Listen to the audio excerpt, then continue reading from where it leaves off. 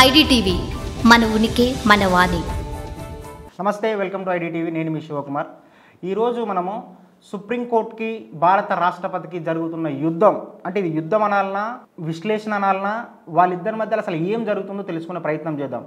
ఎందుకంటే 2 రోజుల క్రితం, అంటే రీసెంట్గా భారత రాష్ట్రపతి 14 ప్రశ్నలతో ఈ దేశ సుప్రీంకోర్టుకి 5 పేజీల లేఖను వ్రాసింది.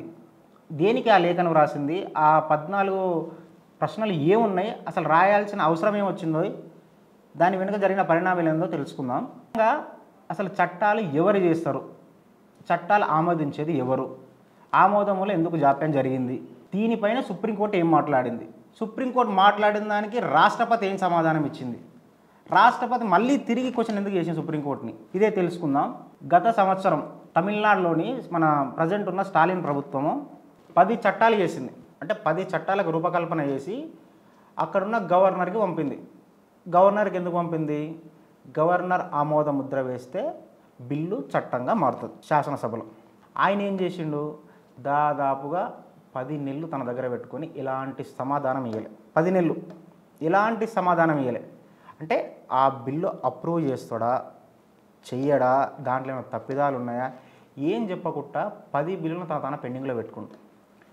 10 బిల్లులు పెండింగ్లో పెట్టుకుంటే ఈ విషయం మీద స్టాలిన్ ఏం చేసిండు, సుప్రీంకోర్టుకు పోయిండు. అయ్యా, మేము ప్రజల అవసరాల దృష్ట్యా ప్రజల అవసరాల కోసానికి బిల్లులు చేస్తే ఆ బిల్లును చట్టంగా మార్చడానికి గవర్నరు సంతకం పెడతలేడు, ఇది ఎంతవరకు కరెక్టు, మీరు మాకు న్యాయం చేయాలని స్టాలిన్ సుప్రీంకోర్టుకు పోయిండు.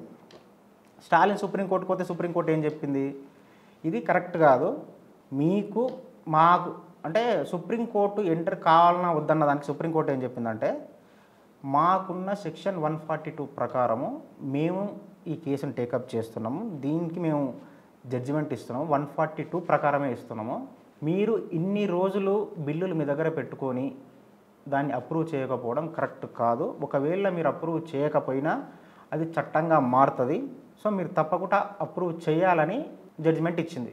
ఇంకా జడ్జిమెంట్ డెప్త్గా వెళ్తే రాష్ట్రపతి కానీ గవర్నర్ కానీ వాళ్ళ దగ్గరకు వచ్చిన బిల్లులను 3 నెలల లోపు వారు తన నిర్ణయాన్ని వెల్లడించాలి. ఒకవేళ వారు నిర్ణయాన్ని వెల్లడించకపోతే అది చట్టంగా మారుతుంది అని సుప్రీంకోర్టు తీర్పిచ్చేసింది. అసలు గవర్నర్ దగ్గర ఉన్న అధికారాలు ఏవి, అసలు గవర్నర్ దగ్గర ఉన్న అధికారాలు ఏమున్నవి, ఎందుకు హోల్డ్ చేసిండు, సుప్రీంకోర్టు ఎందుకు దాన్ని ఆపిందని మాట్లాడుకుంటే, ఏదైనా శాసనసభ కానీ ఏదైనా ప్రజలు ఎన్నుకున్న సభ, అది శాసనసభ కావచ్చు పార్లమెంట్ కావచ్చు, వారు బిల్లు చేసిన తర్వాత అప్రూవల్ కోసానికి శాసనసభ అయితే గవర్నర్కి పంపిస్తారు, పార్లమెంట్ అయితే రాష్ట్రపతికి పంపిస్తారు. వారు ఆమోదం తెలిపిన తర్వాత ఆ బిల్లు చట్టంగా మారుతుంది. ఇక్కడ ఏమైందంటే తమిళనాడు గవర్నమెంట్ 10 బిల్లులు చేసింది. 10 బిల్లులు చేసి గవర్నర్కి పంపిస్తే గవర్నరు దానికి ఎలాంటి రెస్పాన్స్ చేయలే. అసలు గవర్నర్ ఎందుకు రెస్పాన్స్ చేయలేదని ఇంతమంది మాట్లాడుకున్నట్టు మనం మాట్లాడుకున్నాం కదా, సుప్రీంకోర్టు పోయిండు వచ్చిండని.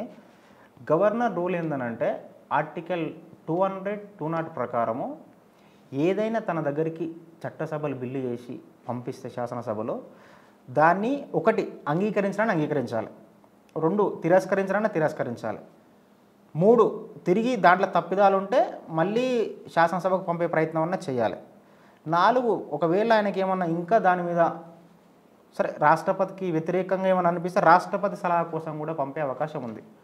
ఏదో ఒకటి చేయాలి. వీళ్ళకు ఉన్న అడ్వాంటేజ్ ఏముందంటే గవర్నర్ దగ్గర ఉన్న వ్యవస్థలో రాజ్యాంగంలో కాల పరిమితి లేకపోవడం. అంటే ఈ టైం వరకే ఖచ్చితంగా డిసిషన్ తీసుకోవాలి బిల్లు మీద అని ఎలాంటిది కాల పరిమితి లేకపోవడం వల్ల ఈ జాప్యం జరుగుతుంది.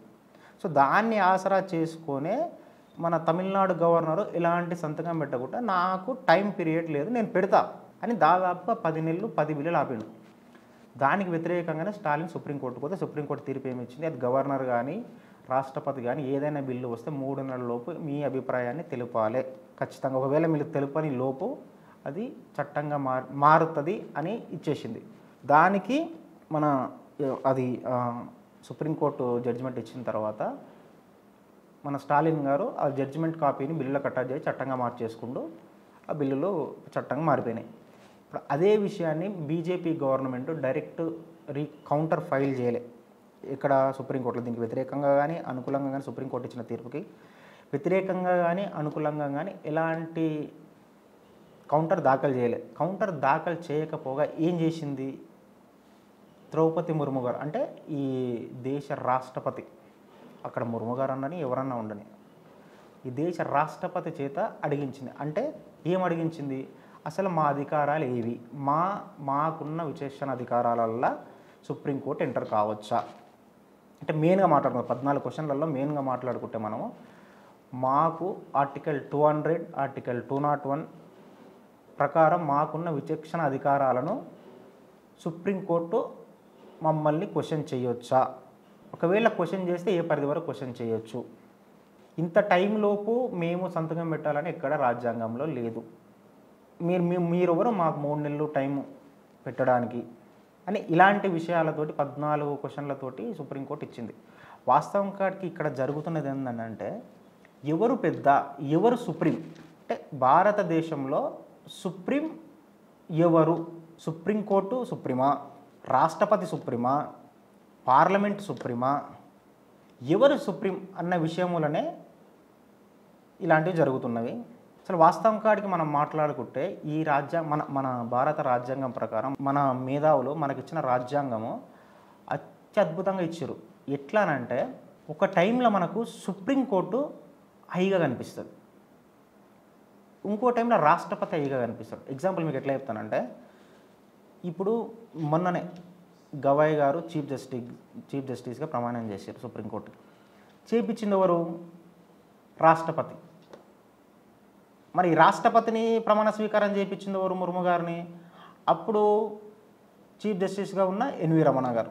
అంటే ఇక్కడ ఎవరు పెద్ద, మరి రాష్ట్రపతిని ప్రమాణ స్వీకారం చేసేటప్పుడు చీఫ్ జస్టిస్ ఉంటాడు, చీఫ్ జస్టిస్ ప్రమాణ స్వీకారము రాష్ట్రపతి చేయిస్తుంది. అంటే ఇక్కడ సుప్రీం ఎవరు సుప్రీం కాదు, అందరూ ఇద్దరు ఈక్వల్. దీంతో పాటు మళ్ళీ పార్లమెంట్, అంటే పార్లమెంటు కానీ మొన్న లాస్ట్ టైం పార్లమెంట్ కానీ చట్టసభలు ఏవైనా, అది శాసనసభ కానీ పార్లమెంట్ కానీ, మేము సుప్రీమా సుప్రీంకోర్టు సుప్రీమా అన్న క్వశ్చన్లు కూడా లేవనెత్తున్నాయి. ఎందుకంటే ప్రజలు స్వతంత్రంగా ఎన్నుకునేది నాయకులు పార్లమెంట్లో కానీ మన శాసనసభలో కానీ రాజకీయ నాయకులు ఎన్నుకుంటే వాళ్ళ ద్వారా చట్టాలు జరుగుతాయి. సో మేము చట్టం చేస్తే మాకు వ్యతిరేకంగా సంతకం పెట్టకుండా ఆపడానికి గవర్నరు సుప్రీమా అనేది శాసనసభలో ఉన్న రాజకీయ నాయకులు కానీ పార్లమెంట్లో ఉన్న రాజకీయ నాయకుల ప్రశ్న. అంటే ఇప్పుడు ఇక్కడ రాజకీయ నాయకులు పెద్దనా, సుప్రీంకోర్టు పెద్దనా, రాష్ట్రపతి పెద్దనా, ఎవరు పెద్ద ఎవరు సుప్రీం అని మాట్లాడుకుంటే మనకు సుప్రీం అనేది మనకు అందరికీ సుప్రీం. ఈ భారతదేశంకి మొత్తం సుప్రీం రాజ్యాంగం. భారత రాజ్యాంగం ఈజ్ ఎ సుప్రీం. ఎవరైనా ఏ పరిదైనా భారత రాజ్యాంగానికి లోబడే చేయాలి. మనకు సుప్రీం ఎవరు, భారత రాజ్యాంగం. దాని కిందనే సుప్రీంకోర్టు, దాని కిందనే రాష్ట్రపతి, దాని కిందనే పార్లమెంటు, దాని కిందనే ఎన్నికల కమిషన్, దాని కిందనే శాసనసభ, దాని కిందనే గవర్నరు, దాని కిందనే ఎవరైనా ఈ భారత ప్రజలు. మనకు సుప్రీం భారత రాజ్యాంగం.